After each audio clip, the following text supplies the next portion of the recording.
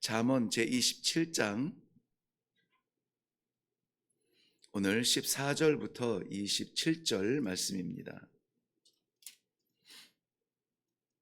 14절부터 우리 같이 읽습니다. 시작. 이른 아침에 큰 소리로 자기 이웃을 축복하면 도리어 저주같이 여기게 되리라. 다투는 여자는 비 오는 날에 이어 떨어지는 물방울이라. 그를 제어하기가 바람을 제어하는 것 같고 오른손으로 기름을 움키는 것 같으니라. 철이 철을 날카롭게 하는 것 같이 사람이 그의 친구의 얼굴을 빛나게 하느니라. 무화과 나무를 지키는 자는 그 과실을 먹고 자기 주인에게 시종드는 자는 영화를 얻느니라. 물에 비치면 얼굴이 서로 같은 것 같이 사람의 마음도 서로 비치느니라. 스올과 아바도는 만족함이 없고 사람의 눈도 만족함이 없느니라. 도가니로 은을, 풀무로 금을, 칭찬으로 사람을 단련하느니라. 미련한 자를 곡물과 함께 절구에 넣고 공의로 찌을지라도 그의 미련은 벗겨지지 아니하느니라. 내 양떼의 형편을 부지런히 살피며 내 소떼에게 마음을 두라. 대저 재물은 영원히 있지 못하나니 면류관이 어찌 대대에 있으랴. 풀을 벤 후에는 새로 움이 돋나니 산에서 꼴을 거둘 것이니라. 어린 양의 털은 내 옷이 되며 염소는 밭을 사는 값이 되며 염소의 젖은 넉넉하여 너와 내 집의 음식이 되며 내 여종의 먹을 것이 되느니라. 아멘. 우리 먼저 기도하겠습니다.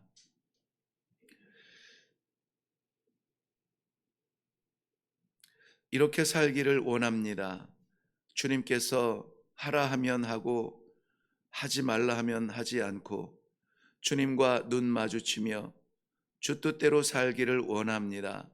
오늘도 사랑하는 주의 백성들을 이 새벽에 불러 주시어서 말씀 앞에 있게 하시니 말씀 받게 하시고 우리 하나님 말씀 따라 순종하며 살아가는 이 주말의 시작이 되게 하여 주시옵소서.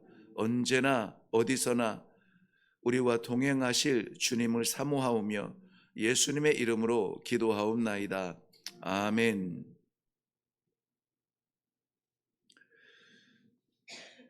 주말이 되면은 긴장을 하게 되더라고요. 왠지 이 주말은 이 한 주간 하나님께서 맡기신 이 한 주간 우리 인생의 시간과도 같은 느낌이에요. 그래서 주말이 되면은 이제 우리로서는 주일이 오죠. 그래서 주말 지나 주일 오듯 인생의 마지막 종말 지나 주님을 뵙는 천국에 갈 텐데, 그래서 이 인생의 종말, 주말, 이 모든 것들은 기대가 되는 날들입니다. 이 주말의 기대는 주일이 기대가 되고 제 삶의 종말은 천국이 기대가 되는 것 같이, 그래서 기대가 되는 날들이에요. 그런데 사탄은 이걸 원하지 않습니다. 그래서 사탄은 이 주말을 이렇게 만들었죠. 불금, 즐김, 쉼. 뭐 금요일까지 수고했으니까는 아무것도 하지 말고 너 원하는 거 하고 쉬고 낚시 가고 등산하고 차박하고, 그래서 차박하느라 주일을 죄송합니다 하고 건너뛰게 되죠. 차박 계획이 있으신 분들 죄송한데요. 어쨌든 그런 느낌이 든다는 거예요. 그래서 오늘 새벽에 걱정같이 폭우가 쏟아지지는 않았지만 부슬부슬 내리는 비를 우산을 쓰고 올라오면서 참 저는 가벼운 마음으로 올라왔습니다. 나의 종말도 내 인생의 종말도 주를 향한 이 걸음이 되면 좋겠다. 제가 이 새벽 제단을 섬기기 위해서 올라오는 그 길처럼, 그래서 몸은 굉장히 피곤했습니다. 그런데 마음이 기대가 되니까요, 발걸음이 가볍더라고요. 그래서 오늘도 이 새벽 제단을 찾으며 말씀을 받는 우리 모든 기도의 동지들이 이 주말을 주와 함께, 주의를 사모하는 마음으로 그렇게 이 주말을 보냈으면 좋겠다는 생각이 듭니다. 여지없이 우리들에게는 시험이 오고 시련이 올 겁니다.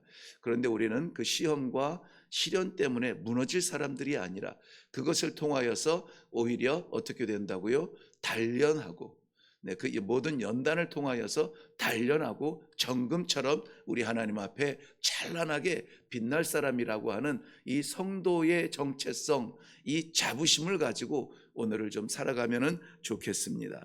오늘 말씀의 제목은 성품의 연단이라 이렇게 정했네요. 그래서 우리 14절 말씀 보면, 이른 아침에 큰 소리로 자기 이웃을 축복하면 도리어 저주같이 여기게 되느니라. 축복하는데 어찌 저주가 될까? 축복과 저주는 서로 어울리지 않는 말인데요. 그런데 축복하는 상황을 보면은 이른 아침에 큰 소리로 이렇게 되어 있어요.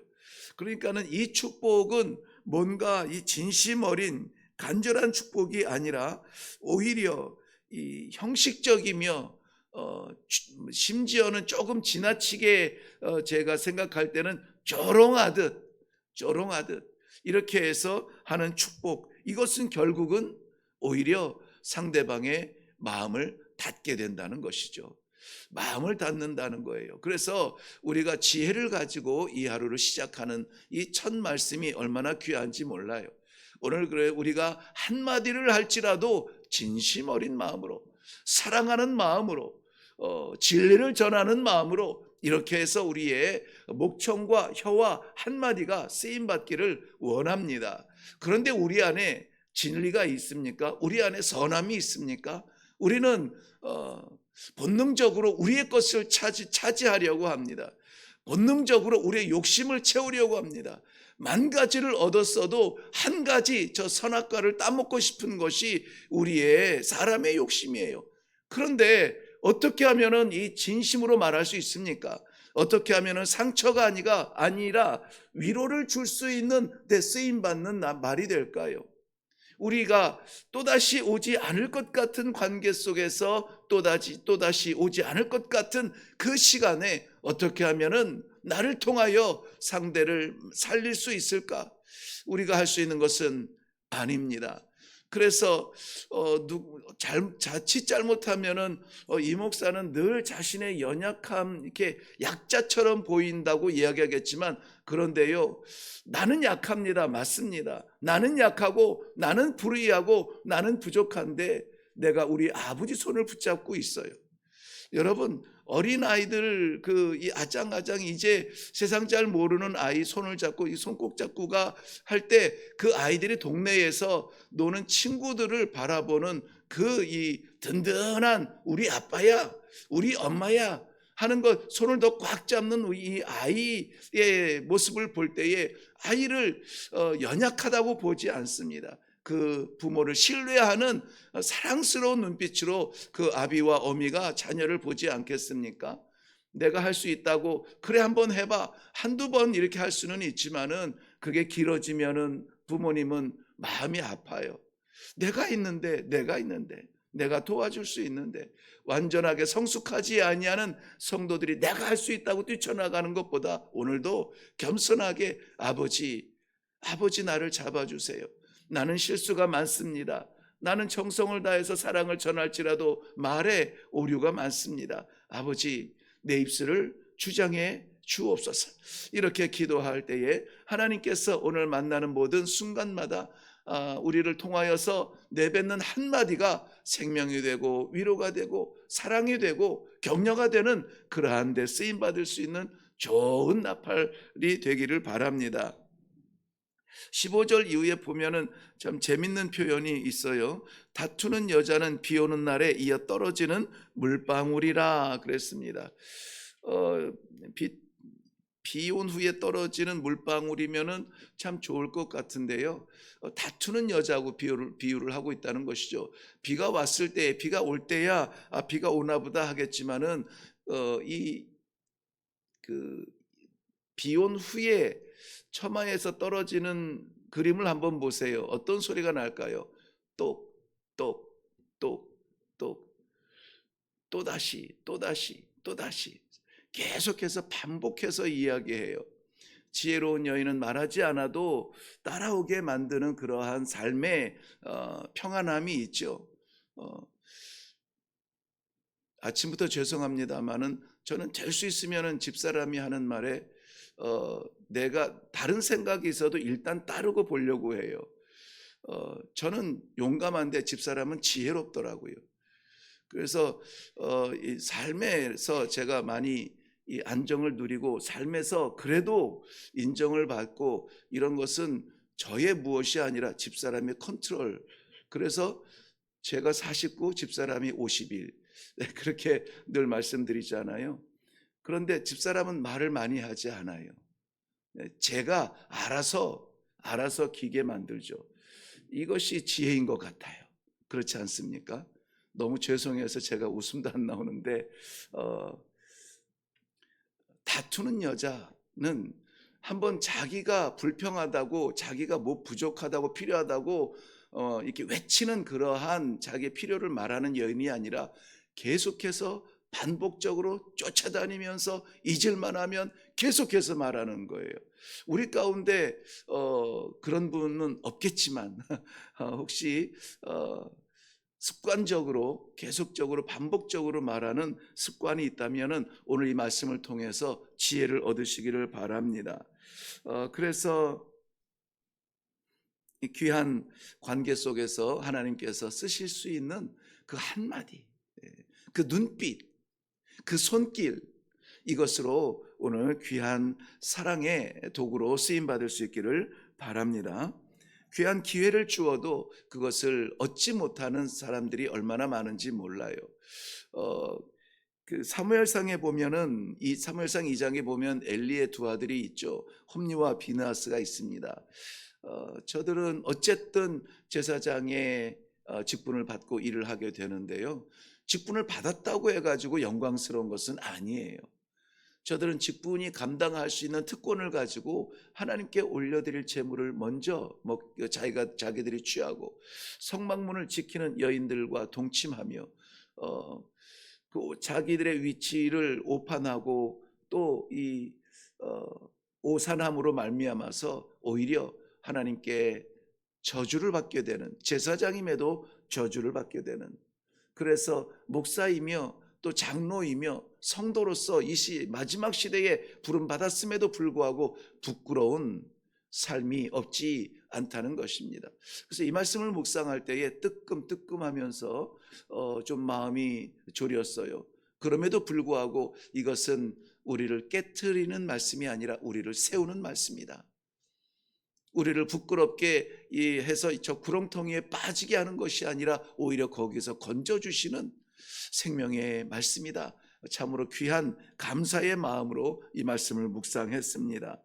17절 이후의 말씀에 보면은 사람을 통하여 연단하시는, 너무 잘 아는 말씀이죠. 철이 철을 연단하듯 사람이 그 친구의 얼굴을 빛나게 하느니라 그랬습니다. 여기서는 사람 간의 관계이기도 하지만은요, 사람을 통하여서 하나님께서 받으실 영광을 또한 저는 묵상하게 되었습니다.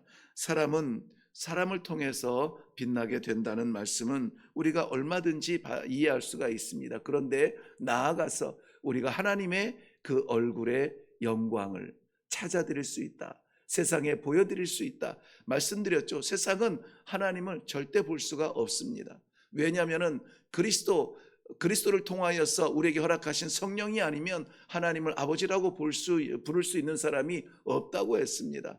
아버지 아닌 하나님의 그 의로우신 낯빛을 보는 죄인은 죽게 되는 두려운 심정으로 사무치 이렇게 사로잡히게 되는 것이 이 구약 성경을 통하여서 우리들에게 보여주시는 아주 진지한 관계예요. 감히 바라볼 수 없는 하나님의 얼굴입니다. 그런데 우리는 하나님을 향하여서 뭐 날마다도 아니죠. 시시때때로 하나님 아버지 어찌하면 좋아요. 하나님 감사합니다. 할렐루야 영광 받아 주옵소서. 이 성도는 머리끝부터 발끝까지 생각하는 것이 모두 하나님밖에 없는 거예요. 얼마나 감사합니까? 내 것을 뺏기는 겁니까? 아니에요. 하나님의 것을 채우는 겁니다. 내가 복이 되는 존재가 아니라 하나님 앞에 높여지는 존재가 되는 것이에요. 그러므로 고작 우리가 내 얼굴 빛내자고 사는 것 아주 1차원적인 삶이에요. 세상 모든 사람들이 그렇게 살아요. 왜 성공하고 싶습니까? 왜 부자 되고 싶습니까? 사람들 앞에 꿀리지 아니하고 오히려 빛내고 싶어 하는 것 아닙니까? 왜 비싼 걸로 몸을 두르면서 이 기다란 가운으로 이 제사장들이나 바리새인들이나 그렇게 해서 사람들 앞에 거느적거리면서 걷습니까? 나 이런 사람이요. 세상 모든 사람들이 그렇게 산다고요. 그런데 그것보다 더 높은 수준의 사람은 나를 통하여서 내 친구를 빛내는 사람이에요. 험담하지 않습니다. 조롱하지 않습니다. 그래서 나를 통하여 우리의 가족을 빛내게 하고 내 남편과 내 아내를 빛내게 하는 그러한 사람들이 훨씬 수준 높은 사람이에요. 그것보다 비교할 수 없는 정말 영광의 사람, 성도는 어떻게 삽니까? 나를 통하여 누구를 빛내요? 하나님을 빛내요. 하나님을 빛냅니다. 여기에서 저는 그 친구의 얼굴을 빛낸다고 할 때에 저는 뭐 친구도 많지 않지만은 친구하면 얼른 떠오르는 친구가 있어요. 누굴까요? 여러분에게는 안 계시나요? 저는 그 영원한 친구가 있는데 늘 동행하고 싶은 친구, 어딜 가나 생각나는 친구. 저는 우리의 주님의 얼굴빛을 빛내고 싶어 합니다. 왜냐하면 이거 내가 친구라고 하기 전에 예수님께서 자신을 팔러 온 가룟 유다도 친구라고 했어요. 자기를 팔기 위해서 군인들을 대동하고 그 으슥한 새벽에 쫓아오는 그 밤에 쫓아오는 가룟 유다를 보면서 친구야 네가 하려는 일을 해라. 저는 그 말씀을 처음 막 정신이 번쩍 들면서 뭉클하더라고요.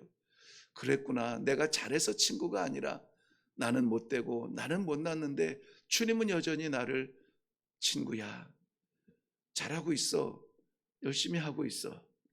아무도 바라보지 아니하는 그러한 아프리카의 작은 마을에서 고독하게 씨름하는 허전한 마음을 위로하는 것은 저의 영원한 친구 우리 주님이었습니다. 오늘도 주님께서 우리의 얼굴을 비추기 위해서 애쓰고 수고하시는 것처럼 우리도 우리 친구 주님을 빛내게 하기 위해서 우리의 생각과 말과 행동과 손과 발짓 될 수 있기를 주님의 이름으로 축원합니다. 마지막으로 23절 이후에 보면 재물과 삶에 대하여서 우리가 어떻게 살 것인가를 말씀하고 있는데요. 거기에 보면 23절 내 양떼의 형편을 부지런히 살피며 내 소떼에게 마음을 두라는 거예요. 이건 단순히 경제적인 관리만을 말하는 것이 아니에요. 우리가 마음을 쏟을 수밖에 없는 것은 이 일을 맡기신 하나님을 바라보고 생각하기 때문입니다. 하나님께서 맡기신 삶의 자리, 하나님께서 맡기신 재물, 하나님께서 맡기신 건강, 하나님은 우리에게 생명만 맡기신 것이 아니라 시간도 맡기시고 관계도 맡기시고 가족도 맡기시고 다 우리가 살아가는 이 세상의 모든 관계 속에서 하나님이 맡기셨다라고 하는 종의 신학을 가지고 있어야 돼요. 종의 신학. 내가 내 가족의 주인이 아니에요. 그래서 내가 원하는 가족의 꿈을 꾸기보다는 하나님께서 기뻐하시는 가족이 되려면 어떻게 해야 됩니까? 첫 번째 그리고 끝 믿음의 가족이 되어야 되죠. 믿음의 가족이 많은 것으로 채워지고 최고의 것으로 누린다 할지라도 왜 공허합니까? 믿음으로 채워지지 아니한 것들이 있다는 것입니다. 제가 부목사로 섬길 때에 저는 개척교회 분당 개척 시대에 분당의 개척교회에 처음 부목사로 사역을 했습니다. 전도사 때부터. 교회가 굉장히 급성장했어요. 그저 어떤 한 성도의 가정 거실에서 개척교회를 드렸던 교회가 막 이제는 급성장해서 예배당이 좁아서 막 이렇게 몇 부 예배를 드리고 터져 나갈 만큼 막 그렇게 성장을 했어요. 저에게도 전도사, 강도사, 부목사 때 이 구역이 맡겨지고 또 아무튼 그러한 것을 보면서 책임이 있잖아요. 네, 책임이 있어서 정말 내 몸 사리지 아니하고 물불 가리지 아니하고 목사님의 목회를 위해서 돕는 종이 되게 해달라고 늘 기도하며 막 성도들을 보며 만나며 그 분당하면은 천당 다음 분당이라는 자부심이 있었거든요. 그런데요, 가정마다 들여다 보면은 다 눈물의 기도의 제목들이 있더라고요. 모든 아픔이 있고 정말 그 화려한 가운데에서 기도의 제목, 기도해 주세요, 기도해 주세요. 어찌할 수 없는 숙제를 끌어안고 그렇게 아파하는 성도들을 보며 저도 그랬죠. 그 안에서도 작은 이 공동체 이게 구역 이런 데 안에서도 또 반목하는 그런 모습들도 있고 정신없이 그렇게 섬기는데 어느 날 이제 저희 아버지도 목회를 하셨으니까요. 그 대선배이며 제 모델이었거든요. 그래서 어찌 해야 됩니까? 이렇게 해가지고 제 마치 이 고민, 목회 고민을 이야기하는 듯 저도 이제 아버지와 같은 길을 걷고 있습니다. 이런 것을 좀 느끼면서 그 마음에 위로를 드리려고 목사된 제 삶을 이야기했어요. 그런데 제가 이 잔머리 써서 목사님이신 아버지에게 어떤 그 위로를 드리려고 했던 이것이 아주 좋은 교훈이 됐고요. 여지없이 내 잔머리가 이 머리 써서 뭔가를 하려고 했던 것을 딱 꺾어지는 그러한 순간이었습니다. 대본에 주시는 말씀이 그럴 때는 이렇게 해, 이럴 때는 저렇게 해, 그런 사람은 이렇게 해, 이렇게 해서 목회의 어떤 방법을 말씀해 주실 줄 알았더니 얼굴 이게 이야기 가족 모임이었으니까요. 그래서 얼굴이 좀 이렇게 미소 지면서 즐겁게 계시다가 갑자기 얼굴이 이렇게 굳어지시더라고요. 딱 변하시더니 아주 단호하게 왜 사람을 보느냐? 왜 사람을 보느냐? 저도 당황했죠. 그래서 네 알겠습니다 하면 예전의 저예요. 그런데 저도 이제 컸습니다. 요거를 좀 보여주고 싶은 거예요. 그래서 그때가 36 그쯤 됐을 텐데요. 저도 이제 할 말 좀 하겠습니다 하는 마음이 욱하고 올라오더라고요. 그래서 아니 하나님께서 내게 목사가 된 내게 맡기신 양들 아닙니까? 목회 목양한다고 하지 않습니까? 그랬더니 어떻게 했을까요? 이 녀석 많이 컸네. 이것이 아니라 그러니까 노를 바라시면서 그렇다고 목동이 이 양을 보는 것이 아니고 사람을 보는 것이 아니라 맡기신 하나님을 보라는 거예요. 맡기신 하나님을 봐라. 하나님이 책임지시고 하나님이 기르시고 목동이 뭐가 부족해서 자기 양이 망할 것 같으면은 그 맡긴 주인이 채워줄 것이고 이 목동에게는 뭐가 필요하니까 이걸 주면은 잘하겠구나. 그때에 채워주는 것이지 네가 왜 이 성도를 네 것처럼 생각을 하고 괴로우면은 하나님께 나가 기도하고 이렇게 해서 철저하게 사람을 상대하지 아니하고 하나님을 상대하는 종이 되도록 아주 매서운 레슨을 받았어요. 죄송한 말씀입니다만은 제가 마지막으로 매를 맞았습니다. 뺨을 맞으면서까지 그게 저는 이분이 왜 이렇게 오바하나? 가족들이 있는 데서요. 상처가 됐는데 그것은 평생 잊혀지지 아니할 교훈이에요. 평생 잊혀지지 아니할 교훈. 사람 바라보지 아니하고 비록 성도일지라도 성도에 따라서 이렇게 저렇게 메시지 바꾸고 기도 바꾸고 삶의 태도 바꾸고 성도 따라가지 아니하면 하나님을 바라보고 주인이신 하나님을 기쁘시게 하는 그러한 종이 되어야 된다는 말씀을 받았어요. 오늘 너무 길어져서 죄송합니다. 네, 우리 기도하겠습니다.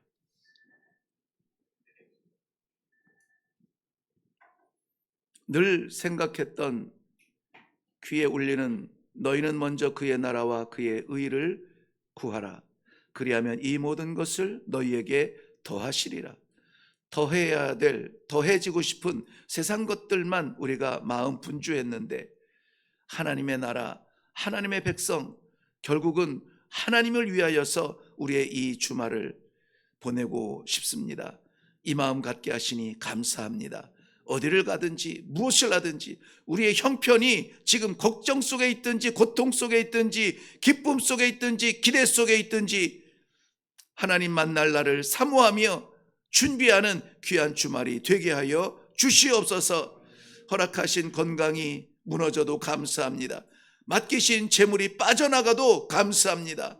하나님 손 붙들고 든든한 마음으로 나아가는 주말에 빛나는 성도들 되게 하여 주시옵소서. 감사드리오며 예수님 이름으로 기도하옵나이다. 아멘. 네, 우리 이 시간에 기도할 때에 하나님께서 우리를 어떤 모양으로 연단하고 계시는가? 풀이 철이 날카롭게 하는 것처럼 오늘도 저와 여러분의 만남을 통하여서 하나님께서는 우리를 예리하고 날카롭게 그렇게 만드셨습니다. 단호하게 아닌 것은 아니라 말하고 맞는 것은 맞다고 말할 수 있는 이 근력의 믿음이 있기를 바랍니다. 먼저 그리고 우리가 풀무불에 은금이 정금이 나오듯이 하나님께서 우리에게 허락하신 이 고난은, 고통은, 고민은 무너뜨림이 아니요 우리를 빛나게 하실 하나님의 전략인 것을 믿으시고 받으시고 다른 것 빼앗겨도 주를 바라보는 이 신앙, 이 믿음 잃어버리지 않게 하여 주시옵소서.